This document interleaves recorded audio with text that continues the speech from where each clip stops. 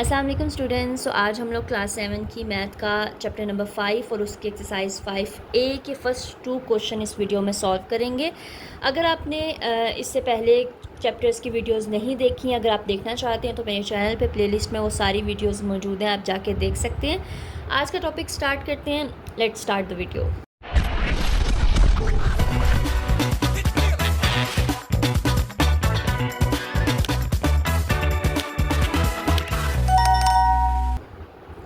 Okay हमारा first question है find a formula of a journal term. हमने journal term का फॉर्मूला फाइंड करना है और हमारे पास कुछ सीक्वेंस गिवन है।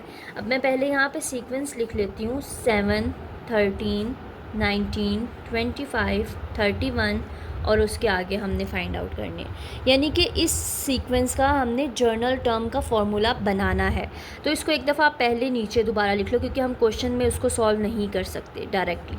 ठीक है, हमने इसको लिख लिया। अब सबसे पहले आपने ये याद रखना कि ये T1, टी मतलब टर्म, ठीक है, तो ये याद रखना। ये पहली टर्म हमारी ये है, टर्म 2 ये है, टर्म 3, टर्म 4, टर्म 5, ये ऊपर आपने लिखना है। ये लिखोगे देन आप जो टीचर आपका चेकर होगा, जो पेपर चेक करेगा, उसको पता होगा कि इस बच्चे ने किया क्या है। ठीक है, हमने लिख लिया term 1, term 2, term 3, term 4 and term 5। उसके बाद जब आपने ये लिख लिया तो आपने इसमें कॉमन डिफरेंस निकालना है।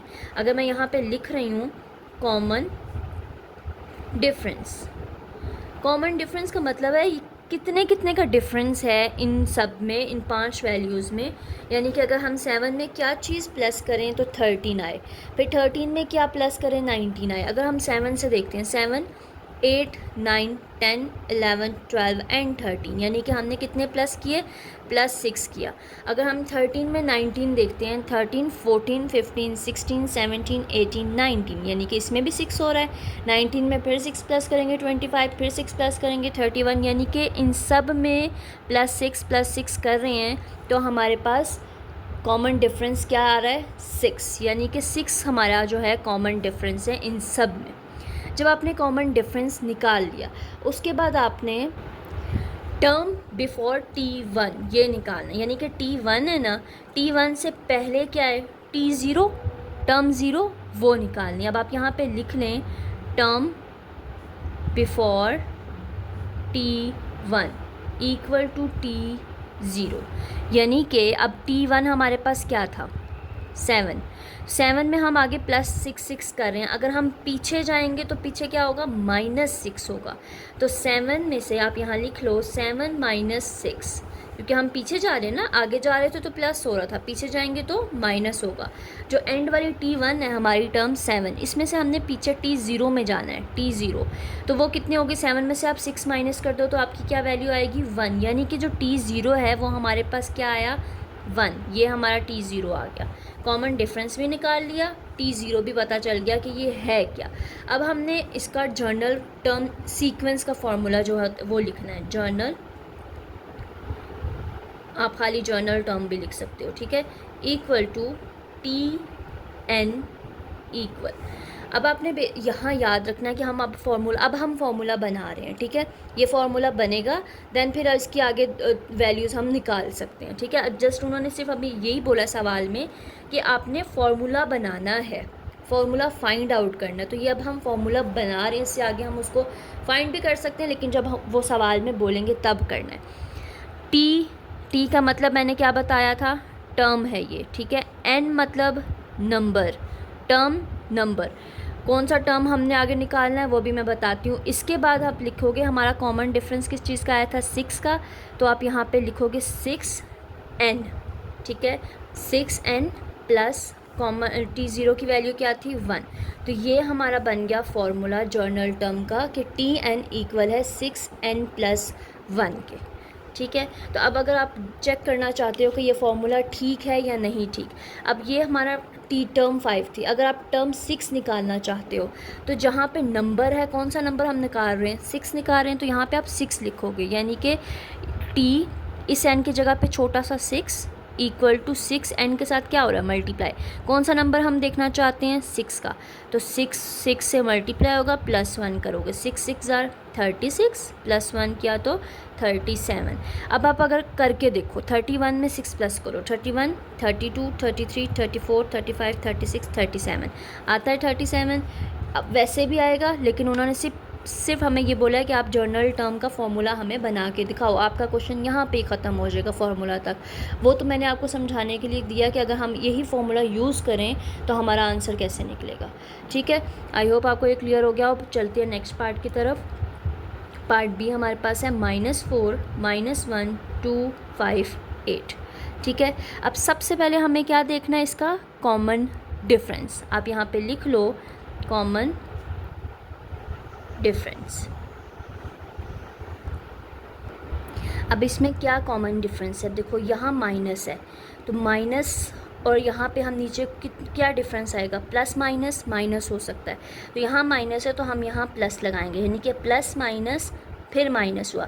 अब 4 में से हम क्या माइनस करें कि 1 आए, 4 में हम 3 कर सकते हैं +3 करें क्योंकि इसमें माइनस है, प्लस माइनस माइनस, 4 में से 3 निकाला -1 आया क्योंकि बड़ी वैल्यू का साइन माइनस था इसलिए इसके साथ माइनस आया। अगेन अगर हम +3 इसमें ऐड करते हैं, प्लस माइनस माइनस, 3 में से 1 निकालो 2 आ रहा है, लेकिन बड़ी वैल्यू का साइन क्या है पॉजिटिव, इसलिए इसके साथ पॉजिटिव आया। फिर अगर हम 3 + 3 करें, 3 में 2 प्लस करो 5, 5 में 3 प्लस करो 5 6 7 8 आ रहा है, यानी कि इसमें कितना डिफरेंस आ रहा है +3 का। ये याद रखना प्लस माइनस को देख के, तो हमारा कॉमन डिफरेंस आया 3। अब इसमें हमने क्या फाइंड किया था, टर्म बिफोर T1, तो आप ऊपर लिख ले वो पहले T1 T2 T3 T4 T5। अब हमने T0 निकालनी है, तो T0 निकालने के लिए अब यहाँ पे ये +3 था, वहाँ क्या होगा -3 होगा। ठीक है, अब +4 और -4, अब हम यहाँ करते हैं फिर हम सॉल्व कर लेंगे।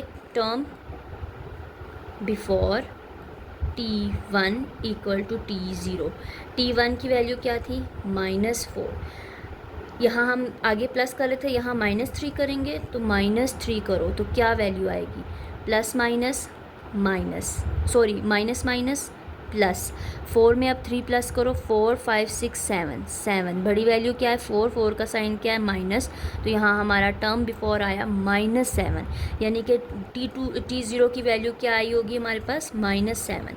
समझ आई, तो हमने वो वैल्यू लगा के इसका फॉर्मूला ये यूज़ किया और देन हमारे पास T0 की वैल्यू आ गई है। अब हमने जर्नल टर्म का फॉर्मूला लिखना है। मैं यहाँ पे लिख रही हूँ जर्नल टर्म मैं शॉर्ट लिख रही हूँ, आप फुल लिखना। ठीक है, फॉर्मूला क्या है Tn इक्वल टू, ये 6 हमने क्या लिखा था कॉमन डिफरेंस, इस क्वेश्चन में हमारा कॉमन डिफरेंस क्या आया है 3, तो हम यहाँ पे लिखेंगे 3n। यहाँ पे हमारा T0 क्या था 1 था, यहाँ पे T0 क्या है -7, तो हम यहाँ लिखेंगे -7।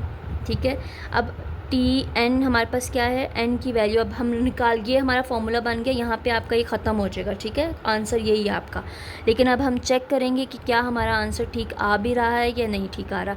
तो हम ये T5 था, हम T6 निकालेंगे।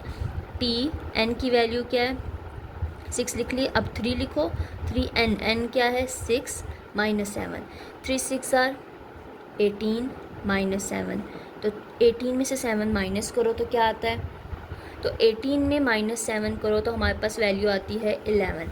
तो अब अगर यहाँ 8 है, 8 में 3 प्लस करो 8 9 10 11 11 आ रहा है, यानी कि हमारा ये फॉर्मूला बिल्कुल ठीक है। तो आपने यहाँ तक करना है और फिर चेक एक दफ़ा कर लेना कि आपका वो आंसर ठीक आ भी रहा है या नहीं आ रहा।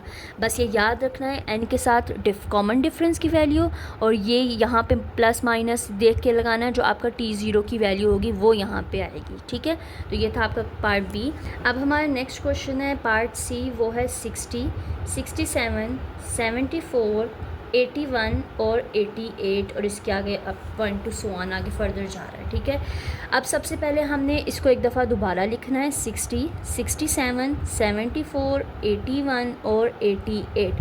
सबसे पहले हमने ऊपर लिखना है T1 T2 T3 T4 T5, और अब हम इसका कॉमन डिफरेंस निकालेंगे कि कितने कितने का डिफरेंस है। अगर 60 में हम 7 प्लस करें 67 आ रहा है, यानी कि +7 7 का डिफरेंस है सब में। ठीक है, अगर देखो ध्यान से तो 7 7 का ही डिफरेंस है। अब हम यहाँ पे लिख सकते हैं कि कॉमन डिफरेंस हमारे पास क्या है, 7 आ रहा है। अब हमने T0 की वैल्यू निकालनी है, इससे पीछे जाना है। तो यहाँ अगर प्लस है तो यहाँ हम क्या करेंगे, -7 करेंगे। तो यहाँ हम लिख रहे हैं term before T1 equal to T0। अब T1 हमारे पास कौन सी वैल्यू थी, 60 थी ना, तो हम यहाँ पे लिखेंगे 60। अब हमारे पास यहाँ पे आगे प्लस कर रहे हैं तो यहाँ पीछे जाएंगे तो क्या आ रहा है, -7। तो हम इसको -7 से करेंगे, यानी कि 60 में से 7 निकाल दो तो आपकी क्या वैल्यू आती है। तो 60 में से 7 निकाले तो हमारे पास आता है 53। अब यहाँ यानी कि T0 जो था हमारे पास, T0 वो क्या था, 53। हमारे पास कॉमन डिफरेंस भी आ गया, टर्म बिफोर T1 भी आ गई। अब इसका जर्नल टर्म लिखते हैं या जर्नल फार्मूला लिखते हैं, ठीक है। जर्नल टर्म का फार्मूला हमें पता है कि Tn इक्वल टू, यहाँ पे हम जो हमारा कॉमन डिफरेंस आता है, क्या है कॉमन डिफरेंस, 7n लिखते हैं प्लस T0 की जो वैल्यू होती है, T0 की वैल्यू क्या है, 53। तो हम यहाँ पे लिखेंगे 53। अब ये हमारा फॉर्मूला बन गया और यहाँ पे ही हमारा क्वेश्चन ख़त्म होता है। लेकिन अब आपने चेक करना है कि आपका ये आंसर ठीक आया, ये फार्मूला ठीक बना भी है या नहीं बना। तो ये आप रफ वर्क में थोड़ा सा करके चेक कर लेना एक दफ़ा कि आपका आंसर ठीक भी। अब जैसे कि ये T5 की वैल्यू थी 88। अब अगर हम चेक करें कि T6 की वैल्यू क्या है, तो यहाँ पे Tn की जगह पे 6 लिखो, 7 इस n की जगह पे भी आप 6 लिखो, प्लस 53 लिखो, ठीक है। अब 7 6 क्या होता है, 42 प्लस 53। अब 53 में 42 अगर आप प्लस करो तो क्या वैल्यू आती है, इनको प्लस किया तो आया 95, यानी कि T6 हमारे पास आ रहा है 95। ये तो हमने चेक कर लिया। अगर आप यहाँ पे 7 प्लस करो तो चेक करो 95 आता है या नहीं आता। 88, 89, 90, 91, 92, 93, 94, 95, यानी कि हमारा ये जो फार्मूला था ये बिल्कुल ठीक आ रहा है। तो ये था आपका part C. Now move to the part D, और इस क्वेश्चन का लास्ट पार्ट है 14, 11, 8, 5, 2। सबसे पहले इसको एक दफ़ा दोबारा लिख लेते हैं, 11, 8, 5, 2 सब, और ऊपर T1, T2, T3, T4, T5 हमने लिख लिया, ठीक है। कॉमन डिफरेंस अब हमने निकालना है। कॉमन डिफरेंस कितने का है। अब यहाँ देखो 14 है और उससे छोटी छोटी वैल्यूज़ है, यानी कि कोई वैल्यू हमने बीच में माइनस की है। 14 में कितनी वैल्यू माइनस की है कि 11 आ रहा है, 14, 13, 12, 11, यानी कि 3 माइनस किया है, तो हम लिखेंगे -3। कॉमन डिफरेंस कितना है, -3 का कॉमन डिफरेंस आ रहा है, ठीक है। अब हम अगर T0 की वैल्यू निकालें तो टर्म बिफोर T1 से पहले क्या है, T0 है ना, तो T1 की वैल्यू क्या है हमारे पास, 14 है। अब अगर हम यहाँ पे -3 कर रहे हैं तो पीछे हम क्या करेंगे, +3 करेंगे, ठीक है। पीछे हम क्या कर रहे हैं, +3 कर रहे हैं, क्योंकि ये उल्टा चल रहा है ना। तो यहाँ पे अगर हम माइनस कर रहे थे, अब इस तरफ +3 करेंगे। तो 14 में अगर आप +3 करो, 14, 15, 16 और 17, यानी कि 14 से पीछे आप जाओ तो T0 की वैल्यू क्या आ रही है, 17 आ रही है। अगर इसमें आप माइनस करो तो 14, फिर माइनस करो तो 11, फिर माइनस करो तो ये आपकी वैल्यूज़ आ रही हैं। तो यानी कि हमारी T0 की वैल्यू आ गई 17। अब अगर जर्नल टर्म बनानी है आपने तो Tn equal to, common difference क्या था, -3, उसके साथ n प्लस 17, ठीक है। यहाँ तक क्लियर है और यही आपका आंसर है। अब हम एक दफ़ा चेक कर लेते हैं कि हमारा ये फार्मूला सही बना भी है या नहीं बना। तो हम चेक कर से हमने T6 की वैल्यू चेक करनी है। अब T यहाँ पे क्या है, 2 है, तो मे बी इसके 3 माइनस करें तो कोई वैल्यू हमारे पास माइनस में आएगी। तो अब हमने T6 की निकालनी है। मैं यहाँ पे कर रही हूँ T6 इक्वल टू -3, साइन ध्यान में, n क्या है, हम कौन सी वैल्यू निकाल रहे हैं, 6 की, प्लस 17, ठीक है। अब अगर 3 6 क्या होता है, 18, -18 प्लस 17, ठीक है, प्लस माइनस, बड़ी वैल्यू के साइन माइनस। 18 में से आप 17 निकालो, आपकी वैल्यू क्या आती है, 1, तो यहाँ पे -1 आ रहा है, आंसर हमारा -1। अब यहाँ अगर चेक करो इसमें -3 है, तो 2 में अब मज़ीद -3 करो तो क्या वैल्यू आती है। 2 में अगर हम 3 माइनस करें, अगर आपने करके देखना है तो आप देखो इसको करके, -3 + 2 किया, -1 आया। तो ये था आपका आंसर, यानी कि हमारा ये जो फार्मूला बना ये बिल्कुल ठीक बना है। और यहाँ पे आपका क्वेश्चन नंबर 1 जो है वो कंप्लीट होता है। अब हम मूव करते हैं क्वेश्चन नंबर 2 की तरफ कि क्वेश्चन नंबर 2 है क्या। मैं क्वेश्चन नंबर 2 देख रही हूँ, आप ये अब अपनी बुक पे देखें, ठीक है। Given that the n term, उन्होंने एन टर्म भी दी हुई है अब हमें, मतलब जो इस तरह भी हमने फार्मूलाज निकाले हैं ना ऊपर वाले क्वेश्चंस में, इन्होंने दिया हुआ है। इन्होंने फार्मूला हमें दिया है Tn = 2n + 5, ये फार्मूला गिवन है। पार्ट 1 में उसने बोला है आपको कि फाइंड द 5th टर्म, कौन सी टर्म निकालनी है, 5th टर्म निकालनी है। तो जहाँ पे n है वहाँ पे हम क्या पुट करेंगे, 5 पुट करेंगे। यहाँ पे हम पहले ही लिख लेते हैं 5, 2 के साथ n की वैल्यू भी 5 + 5, 2 5s are 10 + 5, 10 में 5 प्लस करो 15, तो T5 की वैल्यू में यानी कि टर्म 5th क्या निकल आई, 15 आ गई। पार्ट 2 में इन्होंने बोला है कि 8 टर्म निकालो, इसी फॉर्मूले में हम अब 8 टर्म लगाएंगे। Tn = 2n + 5 लिखा है एक दफ़ा। अब 8 वैल्यू निकाल रहे हैं तो 2n की जगह पे भी 8 लिखेंगे। 2 8s are 16 + 5। अब 16 में 5 प्लस करो तो आपकी क्या वैल्यू आती है, 21। तो ये आपकी टर्म 8 की वैल्यू भी आ गई। तो ये पार्ट 1 था, ये पार्ट 2 था, ये तो बहुत इजी क्वेश्चन था। पार्ट 3 में आप देखो द लोएस्ट कॉमन मल्टीपल, यानी कि LCM जो है आपने लेना है 5th टर्म का और 8 टर्म का। 5th टर्म का क्या आया था, 15, 8 टर्म का क्या आया था, 21। अब इनका लोएस्ट कॉमन मल्टीपल यानी कि LCM लेना है। LCM हम कैसे लेते हैं, 15 और 21 का LCM, ये पार्ट 3 हम कर रहे हैं, ठीक है। अब देखो 3 5s are 15, 3 7s are 21, 5 1s are 5 और 7 1s are 7। अब इन तीनों को आप मल्टीप्लाई करवा दो, 7 × 5 × 3 क्या आता है, 7 5s are 35, 35 5 3s are क्या होता है, 35 को हम 3 से मल्टीप्लाई करें तो हमारी वैल्यू आती है 105।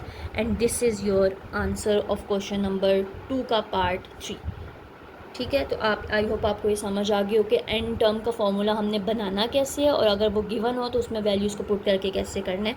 नेक्स्ट क्वेश्चन जो है हम नेक्स्ट वीडियो में सॉल्व करेंगे।